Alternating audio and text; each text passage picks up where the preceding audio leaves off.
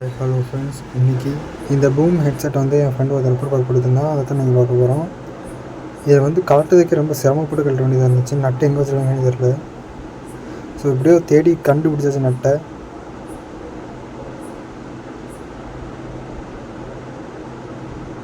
இது மாதிரி எலக்ட்ரானிக்ஸ் பொருள் நட்டை தேடி கழட்டுறது ஒரு பெரும்பாடாகவே இருக்கும். ஆஹா,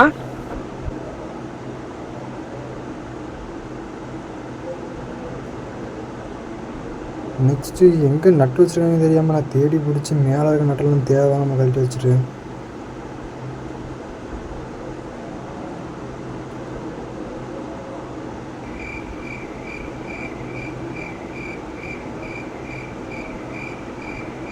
இதே கழட்டுக்கப்புறம் கழண்டுமான்னு பார்த்து மேலே உள்ள அந்த டாப் மட்டும் வருது.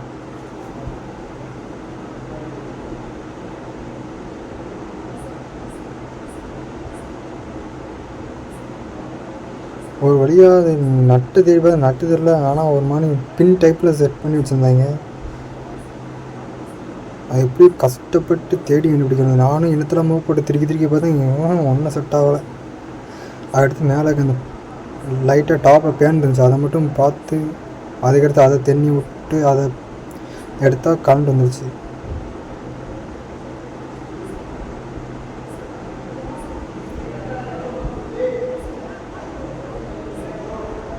ஓப்பன் பண்ணி பார்த்ததுக்கடுத்து ஓப்பன் பண்ண ஒன்று ஸ்டக்காகி வந்து பண்ணிருந்துச்சு. எங்கேயும் ஒடிஞ்சிடக்கூடாது அப்படின்னு நானும் எங்கேயும் திரும்பி பார்த்தேன். மறுபடியும் அதே இருந்தால் கழட்டி பார்த்தேன். அதுவும் அதுக்கடுத்து எதுவும் லைட்டாக அங்கே கிளிப்பு பண்ணி இந்த கிளிப்பை மட்டும் எடுத்து விட்டால் போதும் போல். நானும் தேவையில்லாமல் நட்டெல்லாம் கழட்டி அவ்வளோ மாதிரி கிளிப் பண்ணி மட்டும் அந்த கிளிப்பை கழட்டி விட்டால் கலண்டுரும் போல். நான் அது தெரியாமல் என்னத்தையோ கூட தெரிவிச்சிருந்தேன்.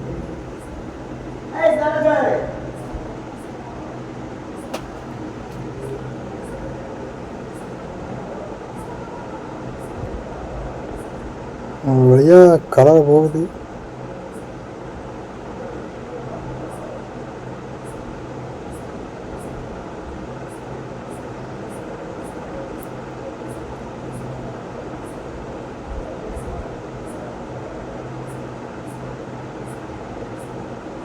ஒரு வழியாக கழட்டியாச்சு. கலனாக்கிறது உள்ளே பார்த்தா ஸ்பீக்கர் வர லைனு போர்டுன்னு ஒன்று விட்டுருந்துச்சு.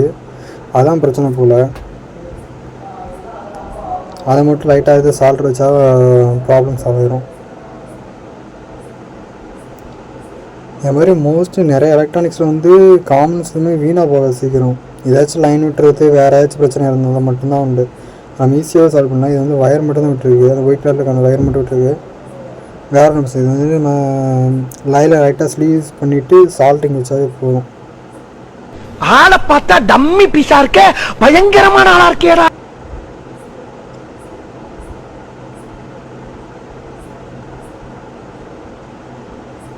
லைட்டாக டிப் பண்ணிவிட்டு அடுத்து லெட்டரில் லைட்டாக சால்ட்டிங் எண்ணெய் வச்சுட்டு வயரில் மேலே வச்சா போதும்.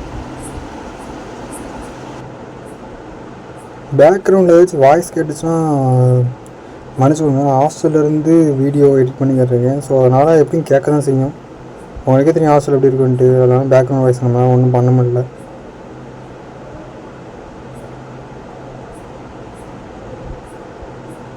அது எப்படியும் நிறைய திருக்கி சால்ட்ரிங் வச்சாச்சு.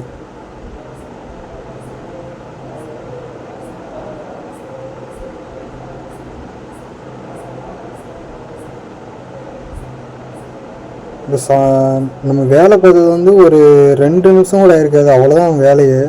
ஆனால் கழட்டி மாட்டதுக்கு ஒரு படன்னு பாருங்கள். இது மாதிரி ரிப்பேர் பார்த்தவங்களுக்கு தெரியும் அதோட வழி. அது கழட்டி மாட்டுறது தான் பெரும் வேலையே.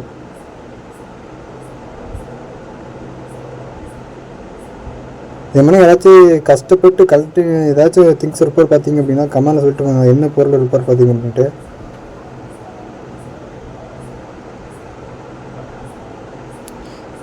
ஈஸியாக கழட்டும் போது ஈஸியாக இருந்துச்சு, மாட்டும் போது ரொம்ப சிரமப்பட்டு மாட்ட வேண்டியதாக இருந்துச்சு.